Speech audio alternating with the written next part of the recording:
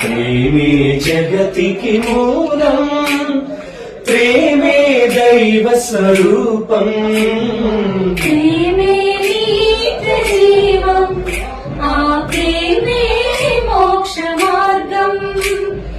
అమర్యాదగా నడువనిది, అపకారం చేయనిది, అన్నిటినీ మోచునది, అన్నిటికీ తాళునది.